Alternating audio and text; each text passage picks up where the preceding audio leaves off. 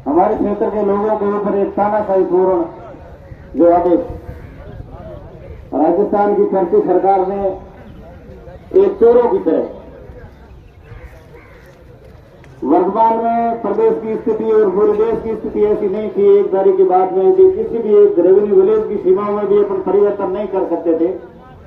इस स्थिति को और तथ्य को छुपाकर एक चोर के भांति रात को एक आदेश हमारे ऊपर लागू कर दिया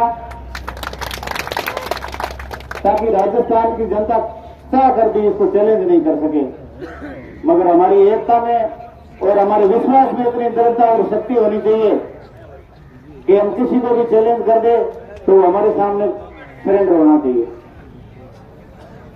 रामधारी सिंह दिनकर की एक कविता थी, जब गम ठोक ठेलता है नर पर्वत के जाते पाओ उखड़ मानव जब जोर लगाता है पत्थर पानी बन जाता है। वो जोर हमको लगाना होगा हमारे हितों की रक्षा के लिए। इंसान भगवान की वह सबसे सुंदर और मजबूत करती है, पत्थर को पानी बना सकता है। तो ये तो एक सरकार का तुगलकी आदेश है, हमारे लिए कोई बड़ी चीज नहीं है। चंद ही समय में ये सरकार के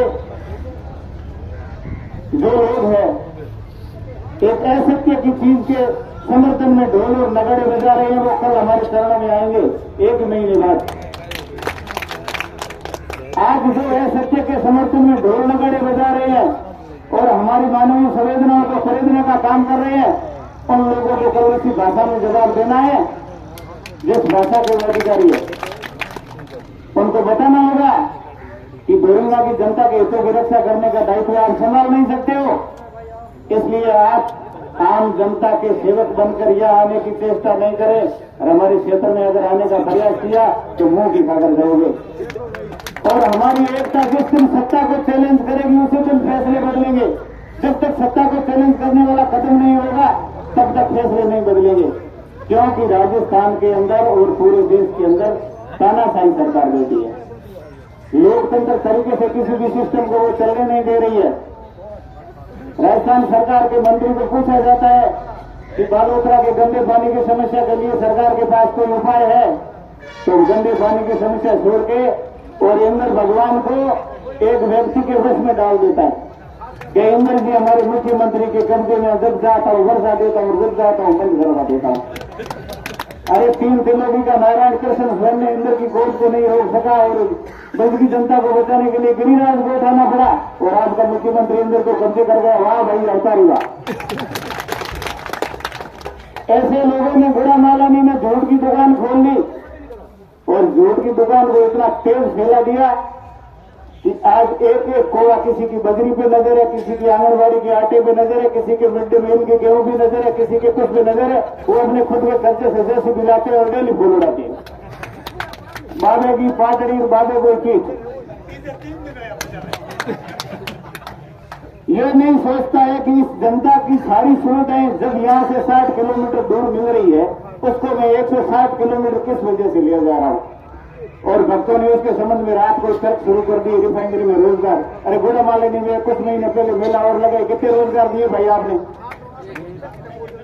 वो रोजगार वाले आदमी कहां है? और दूसरा विकास शुरू कर दिया है, लारे हाथ ऊंचा करो।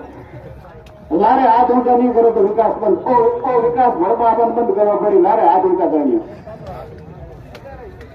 उमरिंग में कोई कार्यक्रम होगा, कोई बोल दियो कि थारे हो साहब भारत की बोलो नहीं ये हो कोई बो हो नहीं बो खयो ये बो भी थोड़ को नाम बताऊं बोल तो ठेके हटा तू सजा तेरी बहु जो और ना हो बता दो। और विकास शुरू हुए 2 साल हुआ। इन विकास को ज्यादा 16 दिन असलियत ला दी। दोरंगे मेले में आया गया ये कोई गांव है तो में हड़क को बने नहीं पूरे लारा हाथ उनको कर दिए साहब मारे पड़े। सरकार बनी 8 महीना बजे खीव सर भी गया 500 हल्का बना दी पूरा 500। मैं संदेशरा राम जी ने फोन कर पूछे साहब 23,000 की बजट घोषणा के बाद में नई स्वीकृति आई है, ये 500 मीटर को पेश वर्क आए सिर्फ कोई हेडू सरकार की स्वीकृति को नहीं पीडब्ल्यूडी